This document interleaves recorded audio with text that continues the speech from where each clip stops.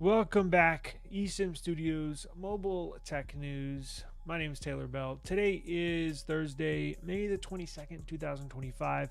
Appreciate everybody joining in today. I want to thank everybody for tuning in. I got a couple of news. We'll get in and out of here pretty quick. I know everybody's got stuff to do, as I do as well, but wanted to get this out there. I'm so very excited. I have, let's see, I think four topics, articles to talk about now.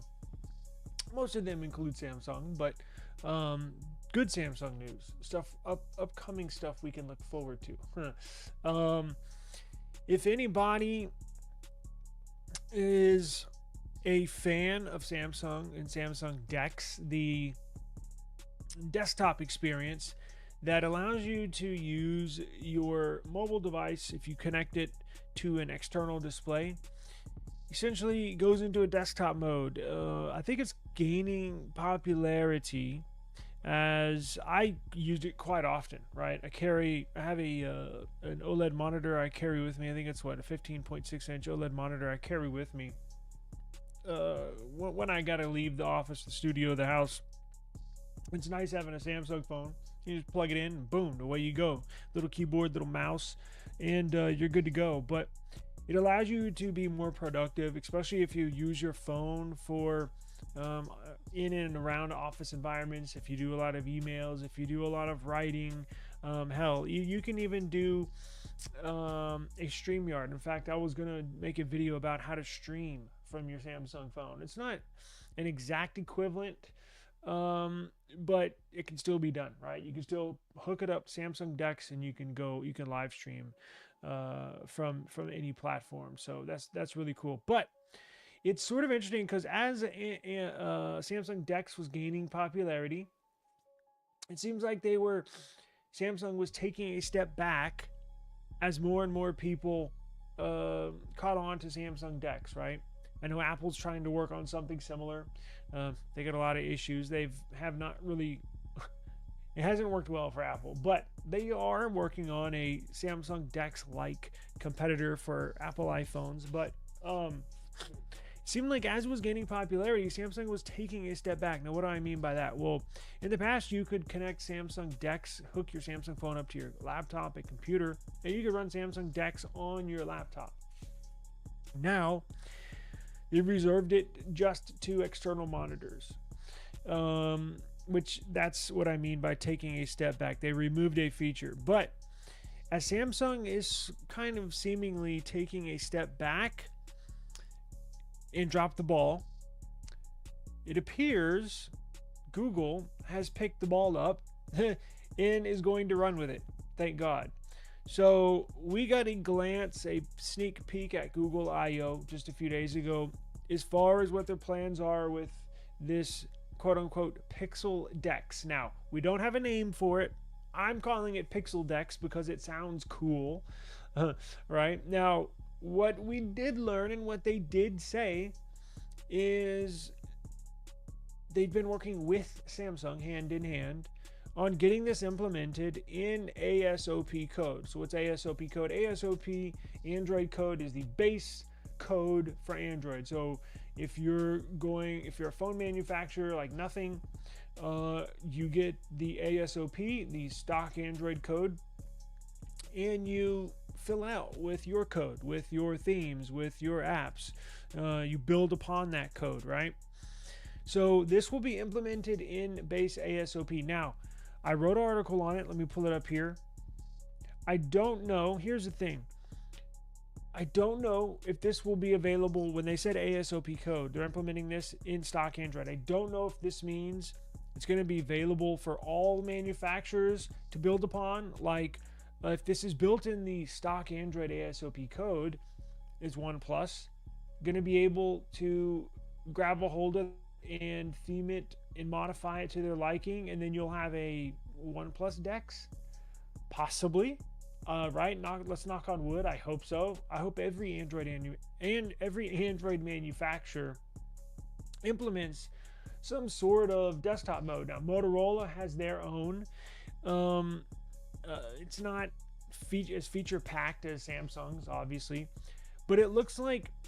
But what we do know is it will be available on Pixel devices. Now, it's not available on the latest Android 16 QPR1 Beta 1 that was just released a couple days ago. It's not available on that, but they did say that it will be available in the upcoming quarterly release, meaning we should have it ready to roll, at least a early version of it, probably within the next beta update or two. So huge news on that. Now, I got some pictures and information here. It says Google announced this desktop mode for Android phones, bringing a PC-like experience to external displays. So it sounds like it will not be available, meaning it sounds like you cannot run it on laptops. It will be reserved only for external monitors, but you can hook it up to your TV in the living room, right? If you got Netflix on your phone, any app on your phone, you can run on this DeX. Sorry. So you can hook it up to an external monitor, hook it up to a TV, whatever you want, right? Even if you have a mounted a monitor like I do here behind, or I guess where you're looking from, where the camera's from, I have a 24-inch HD monitor here. Run that, right? And so this is built with Samsung on the DeX Foundation. Samsung got so good at it. I think Google approached Samsung and said, "Hey," well, I think Google was thinking, Samsung DeX is awesome. It's not perfect, but it's pretty freaking good.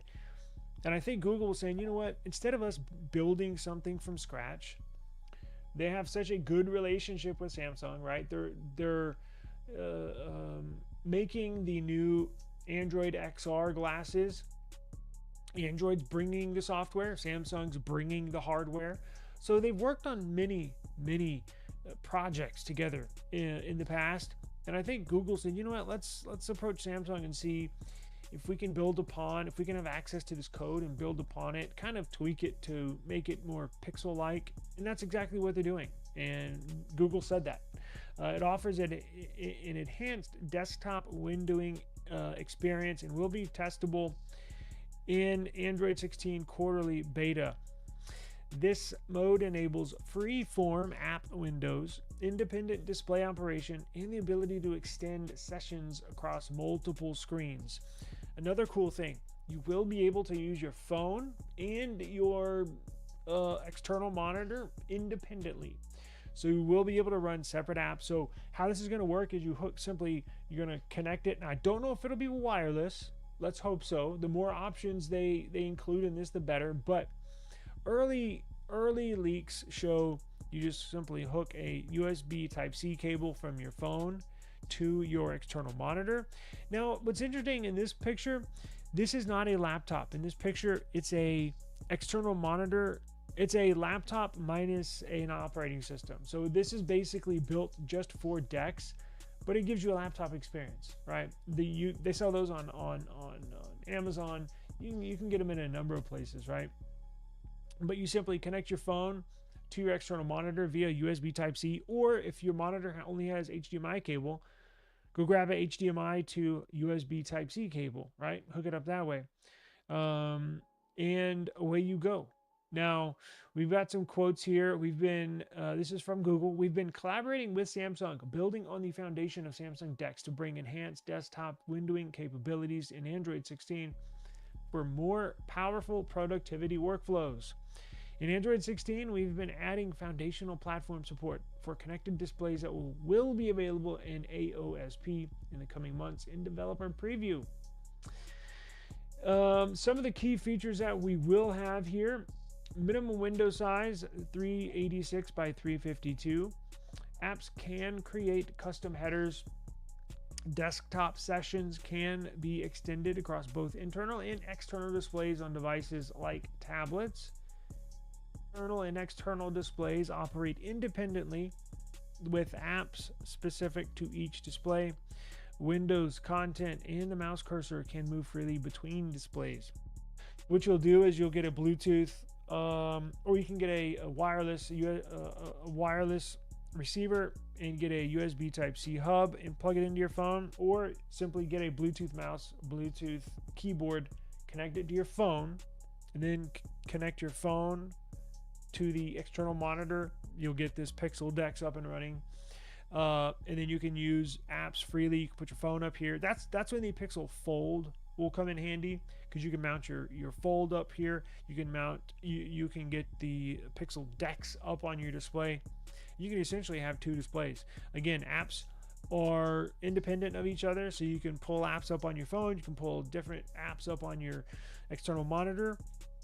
Now, one thing that I am requesting, Google, I know some people at the Made by Google team, Pixel team members are subscribers of this channel, and I'm going to forward you this video because I do want you to implement one thing. I have one simple request. Please, please, please, when the device is connected to the external monitor, please allow for 120 hertz to be up and running on the phone when connected to the external display and your Pixel DeX is running, because that's one gripe I have about Samsung and running Samsung DeX, is when I connect it to my monitor, the phone bumps down to 60 hertz and it's like slow as molasses, right? Like it really pains me to use the phone in 60 hertz when I'm so used to it being so fast and smooth. Please, whatever you got to do, make the phone run in 120 hertz refresh rate while the Pixel DeX is initiated. Please, please, please. That would make me at least like it that much more. So here's some pictures we got. This is when they were basically explaining it at Google I/O. Connected displays, desktop windowing, so it's just like Windows. It's just like Mac OS, where you can create windows, resize them. You can run two apps side by side. I think you can run up to four windowing apps at one time that are resizable. Minimum window size, so you could, I guess technically you could put 1, 2, 3, 4. You could probably have 6 to 8 apps up there at once. If that's the smallest window and you move this window all the way to the left, top left, you could probably fit 3 across comfortably at the top and 3 across comfortably on the bottom. So you can run basically 6 apps at once on one display. And this was for developers here, build adaptive apps. So it is available right now for developers to get their code implemented, but it will be for our use, the public use, in the beta form in the upcoming quarterly release, which again should be in the next update or two. So here in the next couple months, we'll have a Pixel DeX-like experience. I'm very, very excited. As you can tell, it'll also work with tablets. So if you have the Pixel tablet, it'll work as well. Connect your tablet to an external display just like that, and away you go. Very cool. So be on the lookout for that. And again, we don't have a name for it. I'm just calling it Pixel DeX, but it'd be cool if they could. They'll probably have to name it something else, but whatever. I'm going to call it Pixel DeX. So more Samsung news. So if you're a Galaxy Watch user, check this out. So the Galaxy Watches have been kind of stagnant as far as design these last couple of years. The only watch they've released that has a different look, I shouldn't say the only, but their classic design, and then they have a Watch Classic and then a Watch Ultra. Now they're going to sort of redesign the new Watch 8 Classic, and I do like the way it looks. So check this out. We got new CAD renderings of the Galaxy Watch 8 Classic, and let me show you what it looks like here. Kind of looks like what they did is they took the Galaxy Watch Ultra and kind of merged it with the Galaxy Watch Classic. So it's kind of like a Classic and Ultra together. Let me pause it here. You see how the front of it's kind of the it kind of have that octagon, rounded octagon style. It's not necessarily a round watch. It's not necessarily a square watch. It's kind of somewhere in between. So I like that. Now, one cool feature we did get confirmation on, all of you rotating bezel lovers can rejoice. This is going to have a rotating bezel, mechanical bezel. So it'll obviously be a digital watch running Android Wear. OS, but you will be able to rotate that bezel. So I know a lot of people like that feature. And it will be enabled on it. Now, when will this be released? Well, good news is that it looks like it could be released pretty freaking soon. It looks like it could be released alongside the Galaxy Z Fold 7 and Z Flip 7 series, which is going to be here in July, I believe. Basically, 6 weeks, something like that. It's expected to come. The sizes are in a single 46 by 47 size, 46 millimeter size, and is likely to feature a 450 milliamp hour battery. It's going to feature a 1.5 inch round OLED screen and measure 46 by 46.5 by 14.2 millimeters. And offer it in both LTE and non-LTE variants. Should be running One UI Watch OS, which is based on Android Wear OS. So very cool, very nice. Looks like a nice new Galaxy Watch for those that want one. Now, speaking of Galaxy Fold 7, and they're already shipping these things.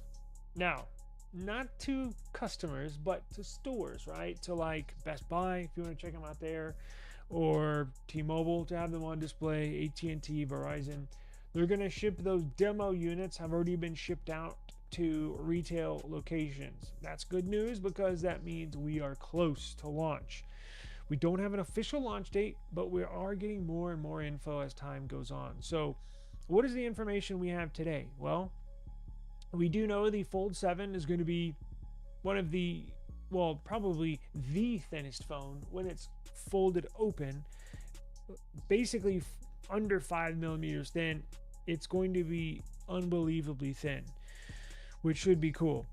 Now, so you will get bigger dimensions. So it will be, when it's closed, when it's folded closed, it's going to be wider. So it's not as tall and skinny. And it's going to have a larger inside display. So they are changing the aspect ratio, but that's not the only phone. They're changing the aspect ratio too. They're also changing the aspect ratio on the Flip 7. Now, the Flip 7 is going to get a all display, outer display.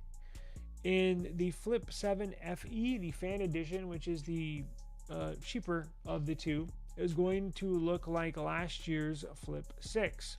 So basically what Samsung is doing is they are releasing a new FE model, which will be more inexpensive. I'm assuming it's going to be priced around, I think. So the Flip 7 basically comes in at $1,000. Their flagship Flip that'll have the full outer display. That comes in right at about $1,000. Your Fold 7 up here is going to be what, $18.99, something like that, maybe $19.99. And then I'm expecting, since this is a brand new model, never before seen SKU, I'm thinking they're going to put this right around $799. $799 is the same price as their flagship base Galaxy S model. So the brand new S25, not the Plus, not the Ultra, but the base S25 starts at $799. I think that is what they are going to shoot for, that price point for this new FE model. And real quick, getting back to the ratio, if it looks slightly different in pictures, that's because they are changing that aspect ratio as well. So in the Flip series, as you know, if you've never had one, it's a tall device. Like when you flip it open, it's very tall. Now it fits in your hand perfectly, and actually you can type on it real nice. This time, they're changing the aspect ratio to a regular sized phone. So it'll be the same dimensions as a regular phone. It'll just fold in half, which is what I wanted them to do in the very first place. I love the Flip series, but whenever I hold it, I'm always like, God dang, this thing's tall and skinny. Well, this time it's going to be like it's going to look like a regular phone. It's just going to fold in half. So it'll be the regular phone ratio. I think that will satisfy most fans. I think most people won't really know that, honestly, but when you put it in your hand, I think it's going to feel more like a regular phone. Because when you got it open, when you got it flipped open, when you're using it, you know, just in the back of your mind, it doesn't fit and hold in your hand like a regular phone. So it just kind of feels awkward. It takes a while to get used to it. So I think moving to a regular aspect ratio is a good thing. Now, let's get to the CPU. So this is the deal with the CPU. Did quite a bit of searching online. The Fold 7 is going to get the Snapdragon 8 Elite around the globe, right? Now, we'll get into the specifics here shortly. But what they're doing with the Flip series is Samsung is going to put. Remember when we discussed when the Xiaomi, when they announced their new CPU, the X-Ring. I mentioned that all these manufacturers would love to manufacture, produce, and implement their own CPUs in their own devices, right? Well, Samsung's been trying to do that forever. They have the Exynos brand. Trust me, Samsung would put an Exynos CPU in every single device it's sold if possible. They've been running into hurdles, been having issues. They just simply can't produce that many CPUs, right? They sell millions and millions. The second largest phone manufacturer in the world. They just can't manufacture. They're just not good enough to manufacture that many CPUs. That's why they have to go and get a Qualcomm for their Snapdragon CPU. But they're going to do a split CPU on the Flip series, not on the Fold series, on the Flip series. So the Samsung Galaxy Z Flip 7 part of the world is getting their brand new Exynos 2500, right? That's their flagship CPU for the year, is the 2500. And in the Flip 7 FE, the cheaper version, they're going to put the Samsung Exynos 2400, which was last year's flagship CPU. But what are we getting here in the US? We don't know what region is getting what CPU, but I can almost guarantee you the United States is getting Snapdragon. So it is confirmed they are going to split these models. Some will be getting Exynos CPUs in the Flip 7 and the Flip 7 FE. Some will be getting Snapdragon CPUs. So some getting Exynos, some getting Snapdragon. The Snapdragon will be coming to North America and China. That's almost set in stone. That's the information I got, right? Now, and then I think places like most everywhere else in the world, other regions are going to get the Exynos, like the UK, Europe, Southeast Asia, South America. They're getting the Exynos variants. Now, moving back to the Snapdragon variant, I think what they're going to do is what they're going to do with this S25 Edge. So we discussed how they removed a core from the the Snapdragon 8 Elite that's in the S25 Edge is a octa-core CPU, right? The one that's in the S25 Ultra, octa-core CPU, 8 cores, right? However, in the Edge, it's so thin that they actually removed a core. So it's a 7-core Snapdragon 8 Elite in the S25 Edge, and I believe they did that. They haven't made a statement, but logical thinking. They did that to cut down on the amount of heat that's generated inside the device because it is so thin. I think they're going to do the same thing for the Fold 7 because its number one competitor, the Oppo Find N5, the current thinnest foldable device in the world, has got the Snapdragon 8 Elite with 7 cores. They removed a core, reduce that amount of heat that's built up inside because it's so thin, the heat doesn't have anywhere to go. I think Samsung's going to do the same thing. They've already done that in the S25 Edge. It's got a 7-core Snapdragon 8 Elite. I think you're going to see that in the Fold 7. Now, what they could or could not do is the Flip series. Now, previous flips, if you've been a Flip owner like myself, I've had every Flip ever made. They tend to get hot. I'm not going to lie. There's been some where I'm like, God damn, this thing's hot. And they put that CPU right behind the outside display. So the CPU is placed in the top half of the phone that folds. I think this year you're going to see them put that 7-core CPU in the Flip 7. And the Flip FE is getting a Snapdragon 8 Gen 3. I'm sorry, I didn't mention that earlier. So in the United States, the Z Flip 7 is getting the 8 Elite, and the Flip 7 FE is getting the Snapdragon 8 Gen 3, which was last year's flagship CPU from Qualcomm. And who knows? I don't think they will remove a core from that. I never had any overheating issues with the 8 Gen 3, so I think they'll put the full 8 cores in the FE here in the US. I just think for that 8 Elite, it's so powerful. I think what they're going to do is remove a core for the Flip 7. So we shall see. I will keep you updated on that when I get word. And what else we got here? So before we move on to nothing for our last story, real quick, I'm going to touch on this real fast. Samsung Galaxy apps are now available on non-Galaxy PCs. This has been something that's been bugging the hell out of me, and I want to get the word out there. If there's people like you watching this, like me, that have a Samsung device, but have an HP computer, right? I don't know if this will work on MacBooks. I don't believe it will. I think it's just Windows computers, but Samsung's got a number of Samsung apps for PC, but they were only available to download and to use on a Samsung laptop, a Samsung computer. And that kind of hindered the whole ecosystem, right? Because I've tried Samsung laptops and they suck. They absolutely suck. I haven't tried their newest one, the 5th gen, I think it is, laptop. I had the 3rd gen. That was not a good PC. I did not have a good experience. That thing overheated like crazy and got very, very sluggish once you start using more than like 3 or 4 applications. Very sluggish, overheat, it would get real stuttery. Anyways, that's a whole nother story. So that's the last Samsung PC I ever had. But going back to a PC that does work like HP, well, it sucks because I can't get the full Samsung ecosystem, right? I got the phone, I got the earbuds, I got the watch, but I couldn't fully immerse myself in the Samsung ecosystem and fully integrate my whole workflow because Samsung apps wouldn't work on the PC. Well, guess what? Now they do. So Samsung opened up finally for their applications to work on all Windows computers.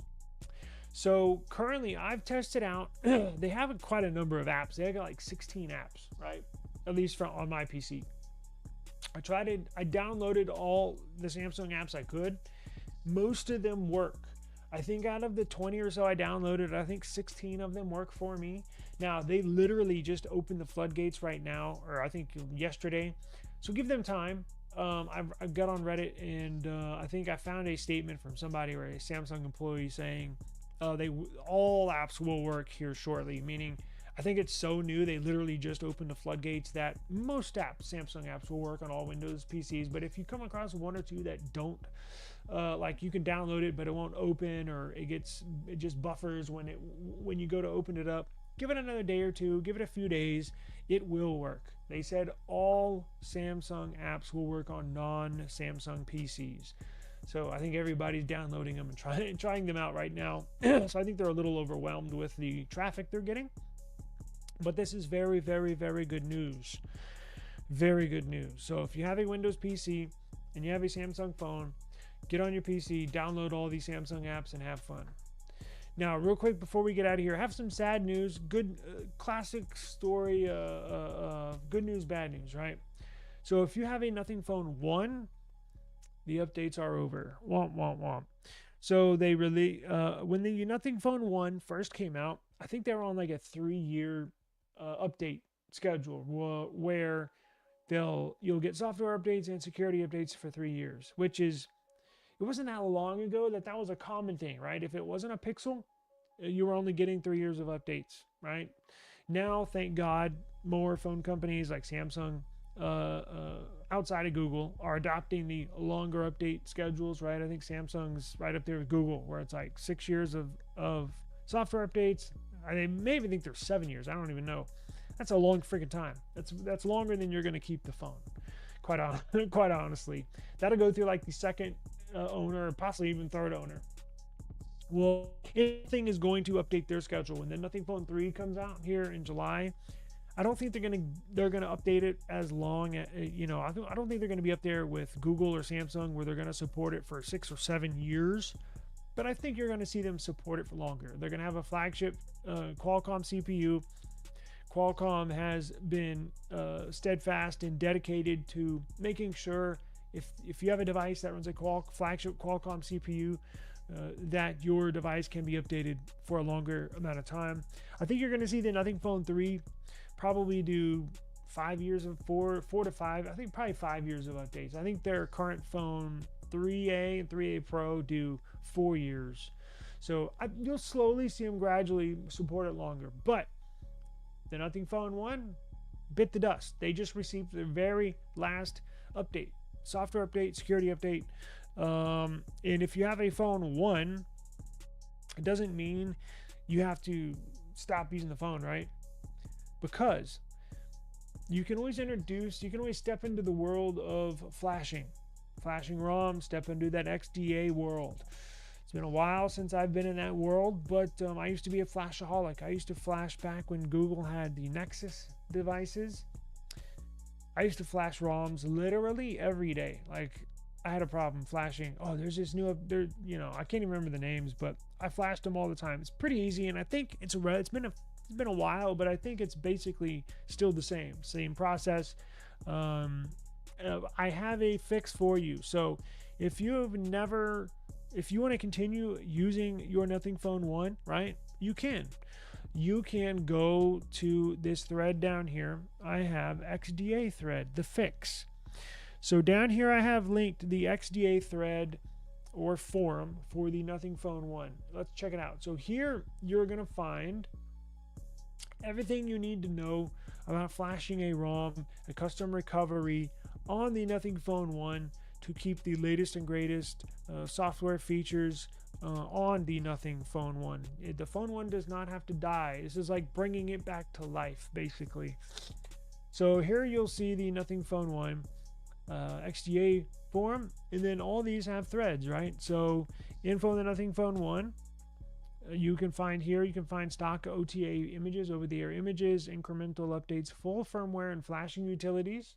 Right, that's probably the most common thread that's visited here. And if you've never done it before, it's pretty easy. I'm not going to walk you through it because I got to go. But all you got to do is open up one of these little threads here, and the XDA community is pretty easy going. Like, they're pretty helpful. As long as you don't say something rude or real dumb, they'll answer most questions without any issues. But all instructions, all steps, even if you are kind of wary because you don't know what you're doing, and let's say you brick your device, meaning you flash the wrong file and your device is now a big paperweight. Well, we have a fix for that too. Have no worries. I've been there. I've done that. That's why they have stock images posted. That's why they have full firmware files here. So you can just simply always boot it back into recovery. Even if you brick it, it'll boot into recovery. It just won't boot the operating system. Well, boot it into recovery, flash the stock firmware on it, and you're back to normal. And then you can go through the whole process again, see where you went wrong. But just wanted to put that out there. If you are a Phone 1 user, you can still use the phone. Just simply flash some custom ROMs on there. Now, they have some that are just stock ROMs that are just slightly modded. So it doesn't have to be some crazy ROM that makes it look totally different from a Nothing Phone. You can flash the stock firmware on there that's just slightly modified, right? So I'll leave that link down there. It's Mobile Tech News. The link is in the video description, Mobile Tech News. And click on the Nothing Phone 1 story, and I have that XDA link down there for you. But that'll do it. I'm going to get out of here. I do appreciate the time. Thank you for stopping by, and I will see you soon. Appreciate y'all joining me. Peace out.